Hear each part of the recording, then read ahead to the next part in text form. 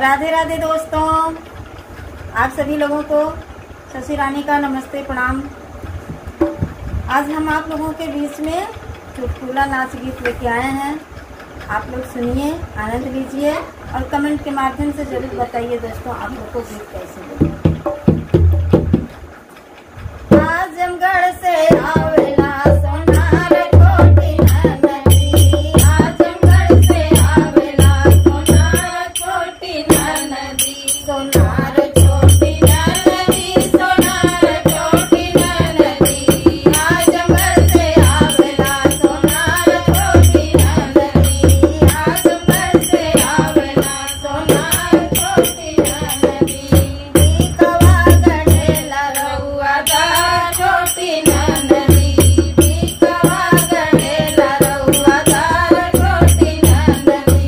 बीकवा होई गया पना सोनरवा होई गया सपना, सोनरवा होई गया सपना, बलमा होई गया गुलरी का फूल छोटी नदी, बलमा होई गया गुलरी का फूल छोटी नदी, आजमगढ़ से आवेला सोनार छोटी नदी, आजमगढ़ से आवेला सोनार छोटी नदी, आजमगढ़ से आवेला सोनार छोटी नदी, नदिया गढ़ेला रउआ दार छोटी नदी,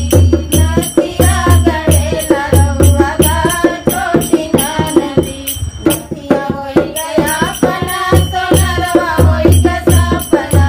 नदिया होई गया पना सोनरवा होई गया सपना, बलमा होई गया गुलरी का फूल छोटी नदी, बलमा होई गया गुलरी का फूल छोटी नदी, आजमगढ़ से आवेला सोनार छोटी नदी, आजमगढ़ से आवेला सोनार छोटी नदी, सोना आजमगढ़ से आवेला सोनार छोटी नदी, हरवा गढ़ेला रउआ दार छोटी नदी, हरवा गढ़ेला रउआ दार छोटी नदी, हरवा होई गया पना सोनरवा होई गया सपना, हरवा होई गया पना सोनरवा होई गया सपना, बलमा होई गया गुलरी का फूल छोटी नदी, बलमा होई गया गुलरी का फूल छोटी नदी, आजमगढ़ से आवेला सोनार छोटी नदी, आजमगढ़ से आवेला सोनार छोटी नदी, आयरन गढ़ेला रउआ दार छोटी नदी,